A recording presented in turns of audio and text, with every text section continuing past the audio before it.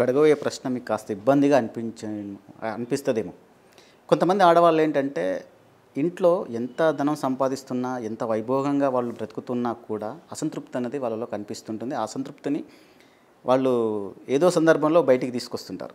తద్వారా ఏం జరుగుతుందంటే ఇంట్లో శాంతి అనేది తగ్గుతూ వస్తూ ఉంటుంది.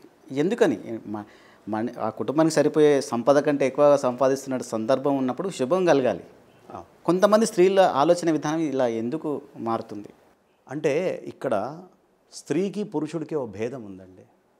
స్త్రీది చాలా ప్రేమతో కూడుకున్నటువంటి చిన్నప్పటి నుంచి ఇన్సెక్యూర్డ్గా పెరిగేటటువంటి లైఫ్, డేర్గా ధైర్యంగా పెరిగేటటువంటిది కాదు మన సమాజంలో. ఇక్కడే కాదు ఎక్కడైనా సరే. అండ్ స్త్రీలకి ఒక హార్మోనల్ ఇంబ్యాలెన్సెస్ వస్తూ ఉంటాయి. అది అర్థం చేసుకోవాలి. వాళ్ళకి ఇప్పుడు 45 ఏళ్ళు మెన్స్ట్రువల్ పీరియడ్స్ ఆగిపోయేటటువంటి టైం ఉంటుంది. 50 ఏళ్ళలో ఎప్పుడో వాళ్ళకి ఆగిపోయేటప్పుడు మెనోపాస్ టైంలో వాళ్ళల్లో హార్మోనల్ చేంజెస్ ఉంటాయి. అట్లాగే కొన్ని సందర్భాల్లో హార్మోనల్ చేంజెస్ అవి భగవంతుడు ఎందుకు ఇచ్చాడయ్యా అంటే సృష్టి సక్రమంగా ముందరికి నడవాలి అంటే ఆ విధమైన హార్మోనల్ ఇంబ్యాలెన్సెస్ వాళ్ళకి జరిగితేనే సృష్టి ముందరికి వెళ్తుంది. అయితే పురుషుల్లో అందరూ సంతృప్తిగా ఉన్నారా? లేదు, వీళ్ళల్లో కూడా అసంతృప్తి ఉండి నరకం సృష్టించేటటువంటి వాళ్ళు పురుషుల్లో కూడా ఉన్నారు. కాబట్టి ఇది ఏకపక్షమైన స్టేట్మెంట్గా కేవలం స్త్రీలే అసంతృప్తితో ఉంటారు, పురుషులు ఉండరు అనే మాట అనటానికి వీల్లేదు. అసంతృప్తి అనేటటువంటిది పూర్తిగా మానసికమైన విషయము. ఒక ఇంట్లో వీళ్ళుంటే ఒక ఇంట్లో వాళ్ళు ఉంటారు. ఆ విధంగా తీసుకోవాల్సిందే తప్ప ఆడవాళ్ళని తప్పు పట్టడానికి వీల్లేదు.